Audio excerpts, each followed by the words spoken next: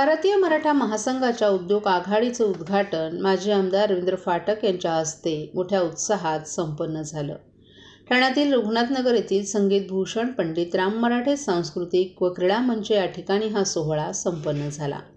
भारतीय मराठा महासंघातर्फे महाराष्ट्र आणि भारतभरातील व्यवसाय करू इच्छिणाऱ्या मराठी माणसांकरिता उद्योग आघाडी या विशेष सेवा व्यवस्थेची निर्मिती करण्यात आली आहे. या सेवा व्यवस्थेद्वारा उद्योग व्यवसाय करू इच्छिणाऱ्या प्रत्येक मराठी स्त्री पुरुषाकरिता उद्योजक बनण्याच्या प्रत्येक पायरीवरील संपूर्ण सेवा आणि सहाय्य प्रदान केलं जाणार आहे. भारतीय मराठा महासंघाच्या वतीनं मराठी उद्योजक घडावं हा उद्देश डोळ्यासमोर ठेवून फूड ट्रॅक तयार करण्यात आले आहेत. त्याचा लोकार्पण सोहळा आज पार पडला. या कार्यक्रमात विविध क्षेत्रातील मान्यवरांचा सोहळा संपन्न झाला. छत्रपती शिवरायाच्या जयघोषात संपूर्ण परिसर दुमदुमलेला पाहायला मिळाला. यावेळी माजी आमदार रवींद्र फाटक, माजी नगरसेवक दीपक वेदकर, माजी नगरसेविका जयश्री फाटक, माजी नगरसेविका मीनल संखे, माजी नगरसेविका नम्रता फाटक, माजी नगरसेवक गुरमीत सिंग तसंच अनेक मान्यवरही उपस्थित होते. भारतीय मराठा महासंघाचे पदाधिकारी, राष्ट्रीय अध्यक्ष डॉक्टर अप्पासाहेब आहेर, राष्ट्रीय सरचिटणीस राम शिंदे, राष्ट्रीय प्रवक्ते राजन गावंड, महाराष्ट्र प्रदेश अध्यक्षा श्रेया तटकरे, उद्योग आघाडी प्रदेश अध्यक्ष सुरेश घोरपडे, विधी व न्याय प्रदेश अध्यक्षा ॲडव्होकेट रचना भालके, प्रदेश सचिव ॲडव्होकेट स्वाती फडतरे, उद्योग आघाडी कोकण विभागीय अध्यक्ष संजय पाटील, ठाणे शहर अध्यक्ष महेश मोरे, उद्योग आघाडी ठाणे शहर अध्यक्षा संगीता वरपे तसंच सर्व पदाधिकारीही मोठ्या संख्येनं उपस्थित होते. भारतीय मराठा महासंघाच्या वतीनं ठाण्यातच नव्हे तर संपूर्ण महाराष्ट्रात असे उपक्रम सुरू व्हावेत, तसंच प्रत्येक मराठी उद्योजकांच्या मागे मुख्यमंत्री एकनाथ शिंदे पाठीशी असल्याचं वक्तव्य माजी आमदार रवींद्र फाटक यांनी यावेळी केलं.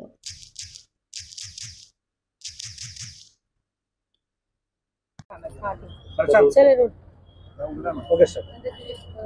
युवा उद्योजकांकडून हा प्रकल्प मांडण्यात आलेला आहे. काय सांगाल, कितपत फायदा होईल? खास करून भारतीय मराठा महासंघ यांनी आज खरोखर हा उपक्रम चांगल्या रीतीने चांगल्या माध्यमातून इथे सुरुवात केलेली आहे ठाणे शहरामध्ये. आणि याचा सुरुवात करून ज्या उद्योजकांना खरोखरच एक कामधंदा मराठी माणसांना मिळावा या माध्यमातून त्यांनी आज काही गाड्या या स्टॉलचे वाटप करतायत आणि त्या वाटप करतायत त्याच्या माध्यमातून इथे सुरुवात आहे. मला वाटतं 4-5 गाड्या तर दिसतात इथे. आणि खरोखरच या टीमचे सर्व सहकारी, या मराठा संघाचे सर्व पदाधिकारी, राजन गावंडे असतील, आपले सर्वच पदाधिकारी या लोकांनी मेहनत केल्यामुळे हे सक्सेसफुल होऊ शकलं. आणि या कार्यक्रमाला सुरुवात केल्यानंतर आज खरोखरच सुरुवात झालेली आहे. आणि हळूहळू ठाणे शहरामध्ये महाराष्ट्रामध्ये असाच माध्यमातून उपक्रम चालू व्हावा असं मला वाटतं. मराठी माणसांना एक धंदा बिझनेस मिळावा. आम्ही पण मराठी आहे, महाराष्ट्राचे मुख्यमंत्री या विभागातून आहेत, ठाण्यातून आहेत आणि त्यांच्या विभागातून ही सुरुवात होते. खरोखरच तुमचं मनापासून मी कौतुक करेन. आणि असं उपक्रम आपण ठाणे शहरामध्ये राबवत राहा. आम्ही तुमच्या पाठी सन्माननीय महाराष्ट्राचे मुख्यमंत्री, आम्ही सर्वच लोक तुमच्या पाठी खंबीरपणे या समाजाच्या पाठी उभं राहू. आणि समाजा माध्यमातून आपण उपक्रम करत असताना आपल्याला जी मदत लागेल ते सन्माननीय मुख्यमंत्री साहेब, आम्ही सर्व लोक तुम्हाला देण्याचं आश्वासन करू. इथे ठाणे महापालिका साजेसे असे फूडवर आता महापालिका क्षेत्रात येत आहेत. आणखी असे येण्यासाठी काही प्रयत्न करणार? प्रयत्न तर 100% आपण वाटतं काय महाराष्ट्राच्या माध्यमातून आपण ठाणे शहरामध्ये हे अशा गोष्टी चालतच असतात. तरी याचा अनेक भाग म्हणून भारतीय मराठी महासंघाने हातभार लावलेला आहे आणि ते पुढाकार घेतलेला आहे. आणि त्यांच्यासारख्या लोकांना आपण मदत करणं जरुरीचं आहे मला वाटतं. 1 जानेवारी ते 15 जानेवारी 2024 या कालावधीमध्ये मालमत्ता करावरील 75% व्याज माफ. त्याचप्रमाणे 16 जानेवारी ते 31 जानेवारी 2024 या कालावधीमध्ये मालमत्ता करावरील 50% व्याज माफ. तरी सदर व्याज माफीच्या अभय योजनेचा ठाणेकर करदात्यांनी लाभ घ्यावा. महानगरपालिकेच्या कोणत्याही संकलन केंद्रावर कर भरण्याची सोय आहे. ATM, डेबिट, क्रेडिट कार्डद्वारे कर भरण्याची सुविधा उपलब्ध करून देण्यात आली आहे. सोमवार ते शनिवार या दरम्यान सकाळी 10:30 ते सायंकाळी 5 वाजेपर्यंत संकलन केंद्राची वेळ असून करदात्यांच्या सोयीसाठी रविवारी संकलन केंद्र सकाळी 10:30 ते दुपारी 1:30 वाजेपर्यंत सुरू ठेवण्यात येत आहेत. यासोबतच ठाणे महानगरपालिकेच्या propertytax.thanecity.gov.in या संकेतस्थळावर ऑनलाईन पद्धतीने मालमत्ता कर भरण्याची सुविधा उपलब्ध करून देण्यात आली आहे. तसेच गुगल पे, फोन पे, पेटीएम आणि भीम ॲपद्वारे आपला कर सुलभतेने जमा करू शकता. ठाणे महापालिका क्षेत्रातील सर्व करदात्यांना विनंती आहे की आपण या व्याजमाफी अभय योजनेचा जरूर लाभ घ्या आणि आपला मालमत्ता कर लवकरात लवकर महापालिकेमध्ये जमा करून महापालिकेस सहकार्य करा. धन्यवाद. भारतीय जनता पार्टी ठाणे जिल्हा यांच्या वतीनं नारी शक्ती वंदन यात्रा काढत पंतप्रधान नरेंद्र मोदी यांनी महिलांसाठी विशेष योजना सुरू केल्यानं त्याचा आदर्श आणि महिलांप्रती असलेला सन्मान लक्षात घेऊन नारी शक्ती सन्मान यात्रा ठाण्यात संपन्न झाली. भारतीय जनता पार्टी यांच्या वतीनं नारी शक्ती वंदन यात्राचे आयोजन करण्यात आलं होतं. अहिल्याबाई होळकर स्मारकापासून या यात्रेचा शुभारंभ झाला. पंतप्रधान नरेंद्र मोदी यांच्या कारकिर्दीत महिलांकरता आणि मुलींसाठी विविध योजनांचा शुभारंभ करण्यात आलाय. मोदीजींनी खऱ्या अर्थानं महिलांचा सन्मान केल्यानं भाजप ठाणे शहर जिल्हा यांच्या वतीनं नारी शक्ती वंदन यात्रा आज काढण्यात आली. या यात्रेमध्ये भाजप ठाणे शहर महिला अध्यक्षा स्नेहा पाटील, ऋषाली वाघोले, माजी नगरसेविका प्रतिभा मडवी, नंदा पाटील यांच्यासह भाजपच्या विविध महिला पदाधिकारी यामध्ये सहभागी झाल्या होत्या.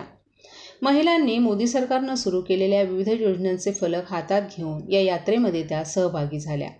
भाजप ठाणे शहर अध्यक्ष संजय वाघोले आणि भाजप ठाणे जिल्हा महिला मोर्चाच्या अध्यक्षा स्नेहा पाटील यांच्या मार्गदर्शनाखाली ही यात्रा काढण्यात आली. आमदार निरंजन डावखरे यांची या यात्रेसाठी विशेष उपस्थिती लाभली. मासुंदा तलाव येथील छत्रपती शिवाजी महाराजांच्या अश्वारूढ पुतळ्याला वंदन करून ही यात्रा विसर्जित करण्यात आली. नारी वंदन शक्ती पदयात्रा काढण्यात आलेली आहे. काय सांगा? आज ठाणे इथे नारी शक्ती वंदन हा पदयात्रा काढण्यात आलेली आहे.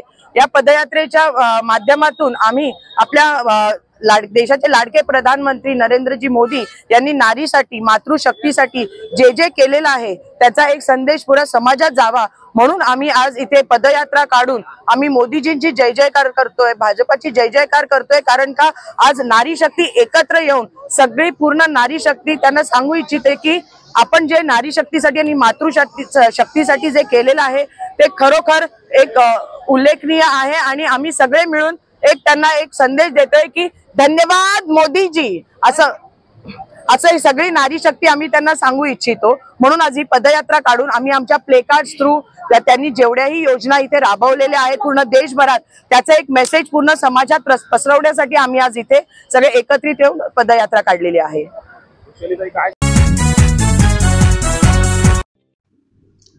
महाराष्ट्र हिंदी साहित्य अकादमी पुरस्काराची घोषणा करण्यात आली असून पत्रकार कवी प्रशांत डिंगरकर यांच्या पाषाण या हिंदी कविता संग्रहाला सुवर्ण पुरस्कार घोषित करण्यात आला आहे. प्रशांत डिंगरकर यांची दगड या विषयावर 3500 शब्दांची मराठी दीर्घ कविता 2017 प्रकाशित झाली होती. त्याला मराठी वाङ्मयाचे पुरस्कारही मिळाले. त्याच कवितेचा हिंदी भावानुवाद प्रशांत डिंगरकर यांनी केला असून त्याचं पाषाण या नावानं दिव्य प्रकाशनानं पुस्तक प्रकाशित केले. या पुस्तकाला हिंदी साहित्य अकादमीचा मामा वरेरकर सुवर्ण पुरस्कार घोषित झालाय. राज्यस्तरीय पुरस्कारांसह जीवनगौरव आणि कथा, कादंबरी, कविता, अनुवाद अशा विविध 13 गटात साहित्य अकादमीनं हे पुरस्कार घोषित केले आहेत.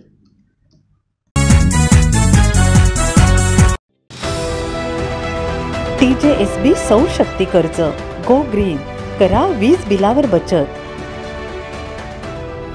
आकर्षक व्याजदर, 84 महिने परतफेड कालावधी, 80% लोन, व्यावसायिक आणि उद्योजकांकरता सुद्धा.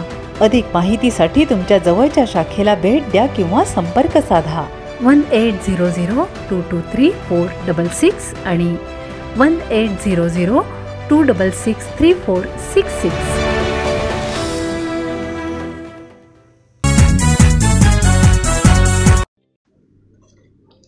आगामी लोकसभा निवडणुकीसाठी 40% अपंगत्व आणि 85 वयावरील वृद्ध यांच्याकरिता भारत निवडणूक आयोगामार्फत 12D नमुना भरून घरूनच मतदान करता येणार आहे. मात्र ही बाब अनिवार्य नसून अधिकची सुविधा म्हणून उपलब्ध करून देण्यात येणार आहे.